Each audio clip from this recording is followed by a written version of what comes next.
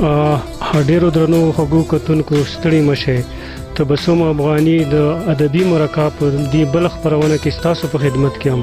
خوږو کتونکو موږ نن د منځنۍ پښتونخوا پړه چنار احمدزی ولا د پښتو ژبې سپین ږیري شاعر ښاغلي شهاب هاشمي صاحب سره د مرکې دپاره د دوی کور ته راغلي یو. شهاب هاشمي صاحب موږ سره دلته موجود دی.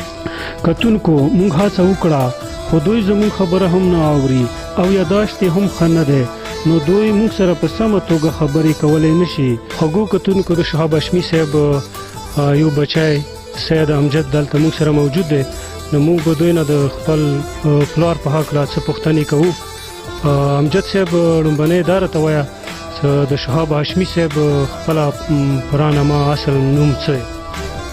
اصل زما پلار د صحیح نامه سید علي اکبر دی او د شاعري ژبې کې د خپله نامه شهاب استعمال کړي دی. او د دې د شاعرۍ په هکله تاسو ته کله نه پته ولګېده چې یاره د ما والد صاحب شاعري کوي؟ چې موږ بچپنه د دې سره کور کې وتو نو د بچپنه مو ته یاد و. تقریبا ما چې کله پنځم جماعت پاس کو نو د دې مو ته پته ولګېده چې دا د پښتو ژبې شاعر دی. نو د دوی څه شعر تاسو ته یادېږي؟ داسې خاص شعر خو یې اوس سره ته یاد نه دی. د دوی کتاب چاپ شوی دی؟ کتاب یې چاپ نه دی شوی. نو تاسو د کتاب په هکله څه منډه ترړه یا څه کوشش مو کړی دی یا څه اراده لرئ چې د دوی کتاب چاپ شي؟ او شوق لرو چې د مو پلار کتاب شایع شي. خلک د ډېر ډیمانډ کوي او چونکې فینانشلي مشکلات ډېر و، مو ډېر وخت نه دې سوچ فکر کیو چې د خپل پلار یوه اساسه پیدا کړو او چونکې د فینانشلي مشکلاتو وجې د مو د دې حد ته ونه رسېدو. د خپل پلار دی شاعرۍ ته او یا نورو شاعرۍ ته تاسو په کوم نظر ګورئ؟ موږ ټولو ژبې یعنې څومره هغه د شاعرۍ د کومې ژبې کې شوي دي موږ ډېر په قدر نظر ورته ګورو، خو خصوصا د پښتو ژبه دا د زموږ مور ژبه دی، دوی ته ډېر په درنده نظر سره ګورو. هاشمي صاحب دې نه وړاندې تاسو چېرته لیدلی دی چې دوی ناست وي یا کتاب لولي یا څه لیک کوي؟ او یوه شپه یعنې زه ورسره ناست وم کمره کې، تقریبا دا به د ماښام لمانځه نه بعد ناست و، یا به څه شعرونه پړوول یا به لیکلي ته ناست و د شپې 2 بجې پورې. امجد صاحب تاسو په خپله څومره تعلیم کړی دی او څه کار کوئ؟ ما BBA آنر پاس کړي دی او زه اوس فارغ یم او څه خاص کار مې نشته. او د شهاب هاشمي صاحب تاسو ټول څو بچي وئ؟ مو الحمدلله 8 بچي دي او یوه لور ده. شاګرد دلته موجود دی سید عبید حسین چې هغه د دوی شاګرد دی، هغه دلته موجود دی، نو موږ به هغوی نه د دې یو څه شعرونه واورو.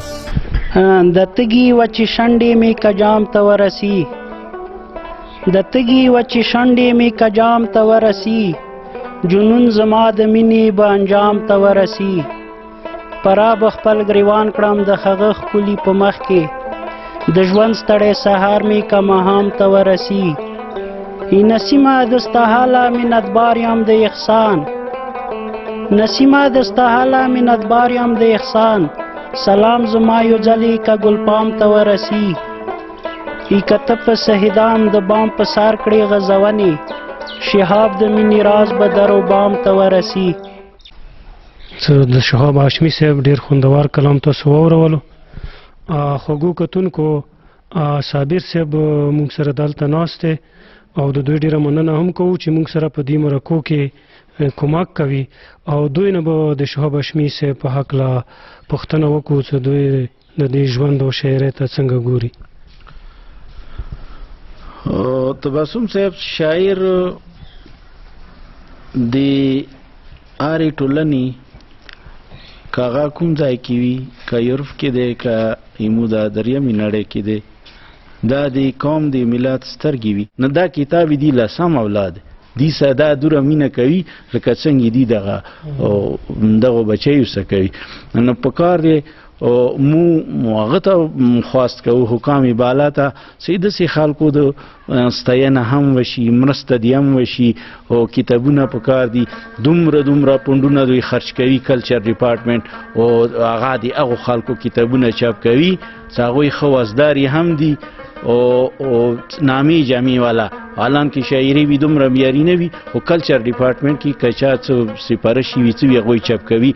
موږ غواړو چې د شهاب صاحب د کرمي لکه یو شاعر ادیب په حیثیت او کمالي هغه دی نو ذهني ډېر دا فراخ ذهن لري او کلچر ډپارټمنټ یا نورو داسې مرستندویو ټولنو نه موږ درخواست کوو چې داسې خلکو مرسته وشي چې دوی د کومه شاعرۍ د منظر عام ته راشي، چاپ شي او چې د پښتو د کرمي کوم ولس دی د شهاب صاحب دغې شاعرۍ نه مستفید شي. مننه صابر صاحب. خوږو کتونکو، شهاب هاشمي صاحب ښه شعري صلاحیتونه او شاعرانه مزاج لرلو. په خپل وخت د الفاظو ډکشنري وه، پښتو او اردو ژبې نه علاوه په پرسي او عربۍ هم ښه عبور لرلو.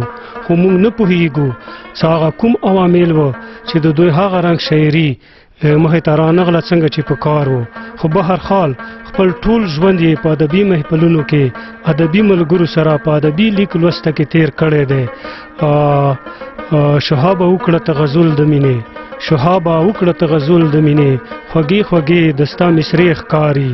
او په یو بل غزل کې وایي لکه اوښکه څڅېدمه تلمه، لکه اوښکه څڅېدمه تلمه، د چاپلو کې پرېوتمه تلمه، ستا خمارو سترګو وړاندې مې هوش لاړو، ستا خمارو سترګو وړاندې مې هوش لاړو، په ولاړه زنګېدمه تلمه، د جرس غوندې د ژوند په قافله کې، د جرس غوندې د ژوند په قافله کې هسې ورو ژرنګېدمه تلمه.